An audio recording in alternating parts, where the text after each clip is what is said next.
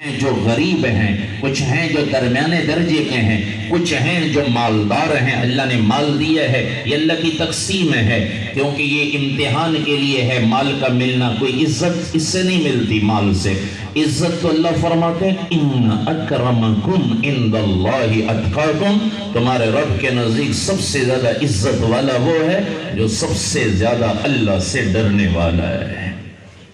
امتحان کے لیے ہے۔ غریب ہے تو اللہ کے نبی نے حق مہر کم بتایا ہے، جس کی مقدار آج کل علماء نے لکھا ہے 5,000 روپے کم از کم حق مہر۔ یہ درمیانے درجے کا حق مہر۔ اللہ کے نبی نے تو مختلف حق مہر ادا کیے ہیں۔ اکثر بیویوں کو جو اللہ کے نبی نے حق مہر دیا ہے وہ 400 درہم، 400 درہم چاندی کا سکہ ہوتا تھا، وہ اللہ کے نبی نے دیا، جو آج کل تقریباً 20,000 سے اوپر کی رقم بنتی ہے۔ یہ درمیانے درجے کا حق مہر تھا۔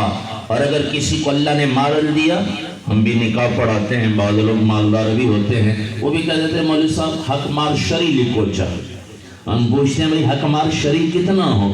وہ کہہ دیتے ہیں 500 روپے لکھو چاہے۔ 500 روپے حق مہر نہیں، مالدار ہے تو اللہ کے نبی نے حضرت ام حبیبہ رضی اللہ تعالیٰ عنہ کا حق مہر ادا کیا ہے 400 دینار سونے کا سکہ ہوتا تھا، جس کی قیمت آج کل کے لحاظ سے 3.5-4 لاکھ کے قریب بنتی ہے یا اس سے زیادہ بنتی ہے۔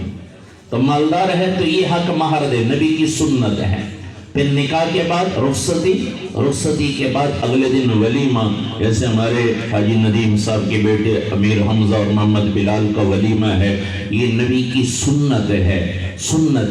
پھر اس میں بھی اللہ کے نبی نے تینوں طریقے بتائے ہیں۔ کم درجے کا ولیمہ بھی اللہ کے نبی نے کیا ہے، اور یہ کس لیے؟ امت کی رہنمائی کے لیے، امت کی رہنمائی کے لیے۔ بعض لوگ نام نہاد کے لیے تو ولیمہ کرتے ہیں اور پھر قرضے چڑھ جاتے ہیں، زندگی گزر جاتی ہے، قرضے نہیں اترتے۔ ہم کہتے ہیں میری ناک کٹی جو ایسی۔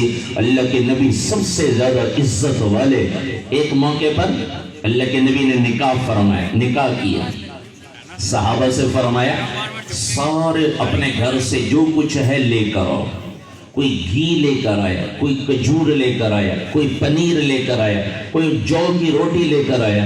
اللہ کے نبی کا دسترخوان تھا، چمڑے کا، وہ اللہ کے نبی نے دسترخوان بچھایا، جو صحابہ اپنے گھر سے جو کچھ لائے تھے اسے دسترخوان پہ رکھا۔ پھر اللہ کے نبی نے صحابہ کو سے فرمایا لوگ کھاؤ۔ سب نے کھایا تو اللہ کے نبی نے فرمایا یہ میرا ولیمہ تھا۔